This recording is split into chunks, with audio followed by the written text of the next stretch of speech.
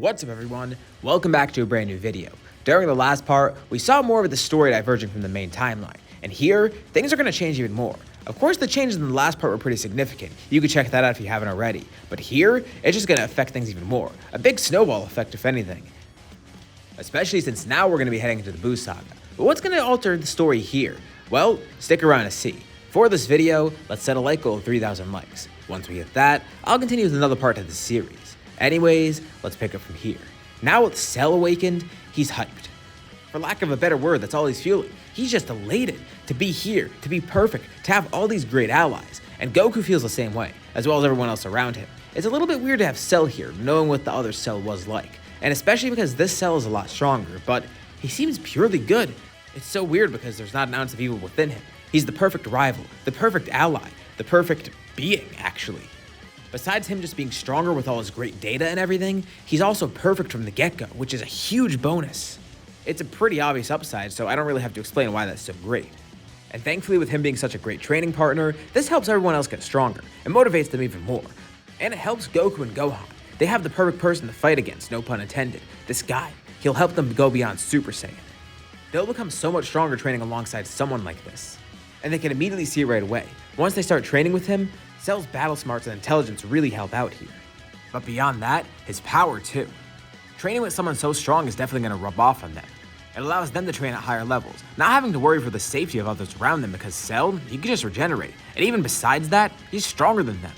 The stuff that they do doesn't really affect him too much. Which is kind of concerning because if he does turn out to be bad, yeah, that's not going to be a great thing. But he's clearly very good here. And Goku and Gohan aren't concerned. Although, they are concerned about someone, Vegeta. They haven't heard anything from him or about him in a while, and they're wondering what's going on there. Of course, they don't expect Vegeta to just contact them randomly. No, they more so expected Vegeta to show up on Earth sometime soon. Maybe he wanted to get the Dragon Balls. He wanted to become immortal after all, so why didn't he show up here?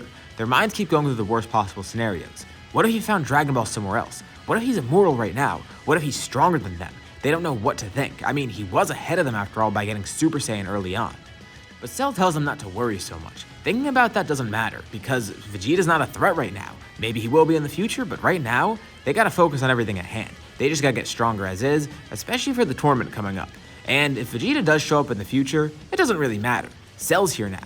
He'll help defend against him. And alongside these two fighting with him, he's confident. Vegeta won't be an issue. He hasn't personally met Vegeta, but for what he knows about him, he could definitely defeat Vegeta. Even if somehow Vegeta is immortal, he's not worried. And now, the group begins getting ready for the tournament because by this time, actually a lot of time has passed. We're at the end of the time skip going into the Buu Saga.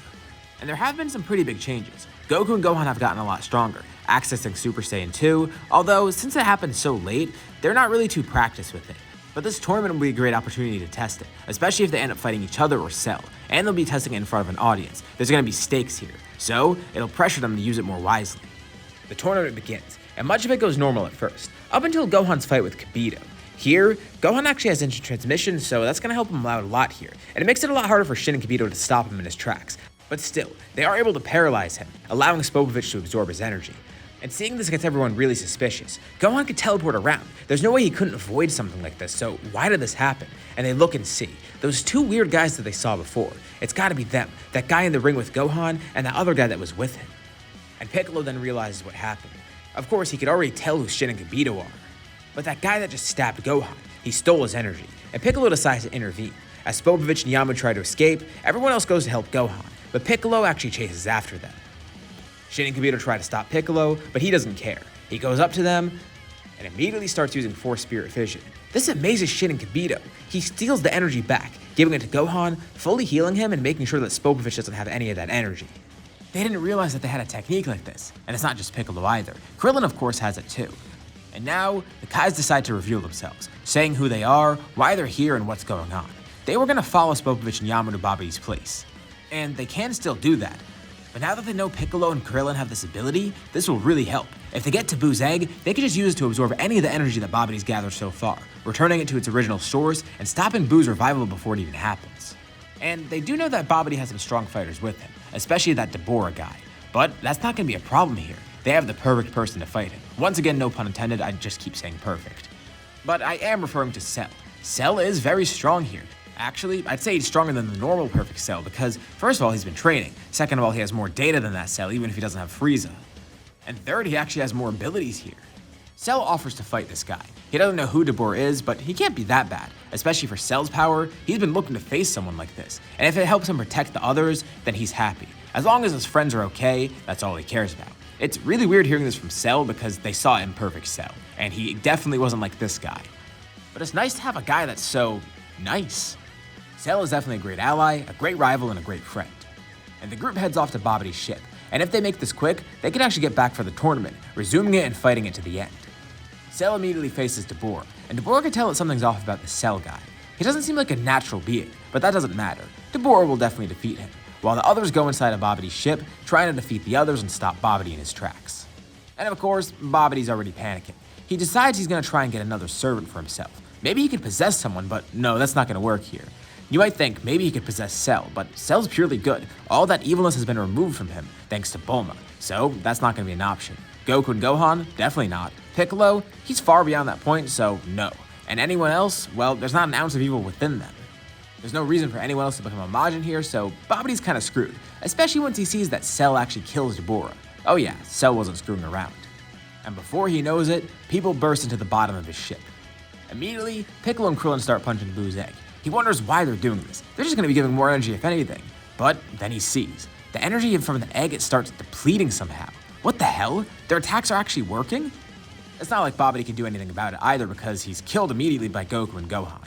Piccolo and Krillin keep attacking the egg, taking all the energy out of it. Until there's absolutely nothing left within it.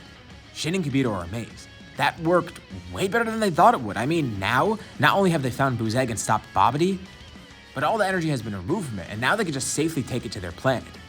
And it was pretty quick, too. They thank everyone for their help.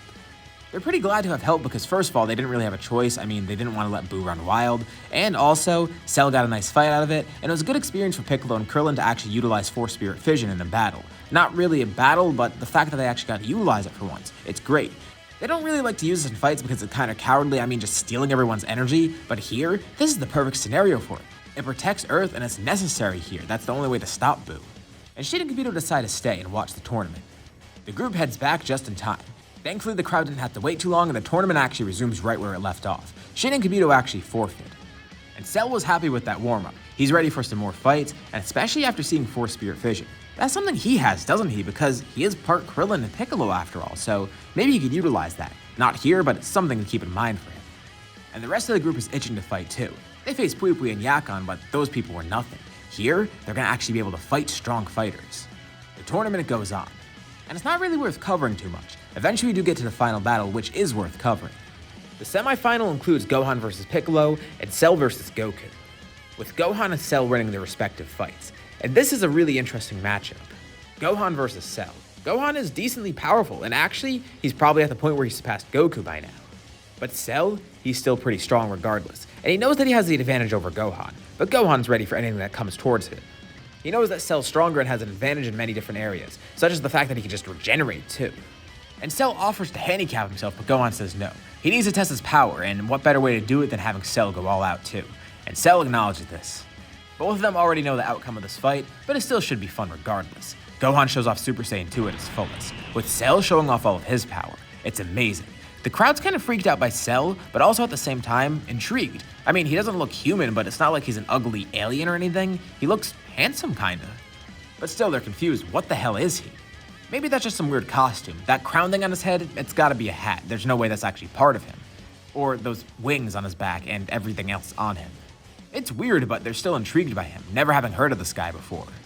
Against Gohan, Cell ends up winning, and then finally he has to face Mr. Satan. As we know already, Mr. Satan's already incredibly powerful. He already beat Cell in the main story anyway, so of course he's gonna win here against him. No, but Cell's gonna take the fall here just because Mr. Satan seems like a nice guy. And Mr. Satan offers all of them money, so that's also part of it. Not that Cell needs the money, but it would be nice for Goku and Gohan. He knows Chi-Chi wants to get some. So with the Buu saga going so smoothly, like pretty much all of my videos, what's gonna happen now? No, I'm not skipping right to Battle of Gods from here. There's actually something else that's happening. Of course, this what if's mostly about Vegeta. It wouldn't make sense to have a part that doesn't cover Vegeta, and he's definitely gonna be involved here. He's still out in space, continuing to grow even more, Not just his empire, but his power. He wants to get stronger. Yeah, he has Super Saiyan 2, but who knows, maybe he can go beyond that. Super Saiyan 3 maybe? Super Saiyan 4, 5, 6, 7? Who the hell knows? He doesn't know where his limited power is, especially because he's immortal now. He can keep exploiting Zenkais. Those boosts in power that he gets as a Saiyan, it's incredible. Combine that with immortality, it's awesome. Plus, he has Broly there, his strongest ally and really his only ally that matters because the rest of the army is kind of fodder. Training alongside Broly is great, getting to see this power from a Saiyan. But as the two are training together more and more, Broly notes something. Far away, it's kind of faint, but he senses something. Vegeta focuses too. Yeah, he could feel it. He senses some sort of strong power, but he recognizes it immediately. Well, at least one of them. He senses a few powers there. One of them being Cell, and he can't really tell what it is, but the power is really strong. There's also Dabur. He senses Goku, he senses Gohan. But most importantly, like I mentioned, he senses Goku. That's the one that he picks out. It's Kakarot. His power, it's so much stronger than before, and something about it, it feels like he's a Super Saiyan. No. Beyond that. Does he have Super Saiyan 2 as well? There's no way. Kakarot couldn't have gotten Super Saiyan, much less ascended that and go into Super Saiyan 2. But also, Gohan, that brat, that hybrid Saiyan. There's no way he could have gotten it either. And Vegeta's impressed, but also, he's annoyed. He swore that one day he would defeat them. He never got the chance to truly win. And he needs to get that victory and savor it. But there's not really reason for him to head to Earth besides that, just to boost an ego. Although, now that he's immortal, it doesn't really matter. He could take a risk like these because who cares? What's the worst that could happen to him? If he goes to Earth right now and fights, even if he does lose, which he doubts because he's so strong by now, it's not like he's gonna die. He can't be killed. No matter what they do, nothing's gonna work. Although, it will give away his ability, the fact that he's immortal, and they'll know, and they could probably even reverse it. So, there is that risk there. But then he remembers, yeah, he was always concerned about that. Extra Dragon Balls. If anyone knew about his immortality, they could have gotten the Dragon Balls themselves and reversed it. So, maybe it is worthwhile to head to Earth. Maybe if he goes there and destroys those Dragon Balls, he won't have to worry about it anymore. And then after that, he can finally fight Kakarot again, winning and killing him. So he decides to head out, going there with no army beside him except for Broly. Broly will be good enough to hold off the others. He knows that Kakarot's gonna try and gang up on him, but he just wants to fight Kakarot alone. As for the others, he tells Broly to do what he wants. And it doesn't take too long. After everything at the tournament, a few weeks pass. Cell is in the middle of nowhere, meditating with Piccolo, and the two of them notice something. Two powers are heading towards Earth. One of them, they can't really tell what it is. But as for Piccolo, he can tell what the other power is. It's Vegeta. Something's changed about him though. Yeah, he's stronger, but something about him, his presence, it feels a lot more overwhelming. Something about it's strange. The ships land nearby. Cell grabs onto Piccolo, teleporting him over. And just as they get there, they see Gohan and Goku teleport in too. They watch as the ships open up. Of course, off of one of them, Vegeta steps out. And then from another, steps out another Saiyan, it looks like. They don't know who Broly is. But this guy's power, it feels incredible. They can't believe that there's another Saiyan out there. But more importantly, the fact that Vegeta's here. Why is he here now? Does he want the Dragon Balls? Is he trying to pursue immortality?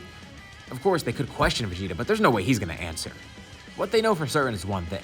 He's here for a fight. He's here for a rematch, to settle the score against Kakarot and pretty much everyone else too. Not many words are exchanged, and Vegeta's glad to see them here already. He tells Kakarot, this time, during this rematch, he's gonna kill Kakarot. He will come out victorious. And Goku wonders why he's so confident. What about him has changed? He tells Vegeta, just before they fight, he should know. They also have Super Saiyan, and even a level beyond Super Saiyan, just as Vegeta expected. And he tells them, he doesn't care, he has Super Saiyan 2 as well. And, of course, he's worked on Super Saiyan even more, but that doesn't matter. He'll utilize Super Saiyan 2 to its fullest. Because he's immortal, he doesn't have any issues with stamina or whatever. If it wears him out or whatever, it doesn't matter, he just regenerates afterwards. Of course, he doesn't tell them all of this, but he thinks it. And he tells Kakarot, he knows he's strong, and he knows that he might be an obstacle to Vegeta's empire. Empire? Goku doesn't know what he's talking about. He has an empire? Vegeta chuckles. He doesn't know what happened to Vegeta after Namek. He knew Kakarot was in the dark, but it's only just now hitting him. He knows nothing of what's been going on out in space, the grander scheme of things. Oh, and he completely forgot. How rude. He introduces everyone to Broly, his strongest soldier and a fellow Saiyan. And this is where we'll leave off for now. So, what did you guys think about this part? Or what do you think's gonna happen next time? What's gonna happen with the fight between Vegeta and everyone else? Leave your thoughts and suggestions in the comments below. I'll be sure to check them out to see what you guys think. As always, if you liked the video, be sure to drop a like. And let's try to hit that like goal from the beginning of the video so we get another part to this series. If you haven't already, why not subscribe? as well as hitting the bell icon to be notified about any future uploads on my channel, including more parts of the series or any other videos like it. Anyways, thank you all for watching, and I'll see you all in my next video.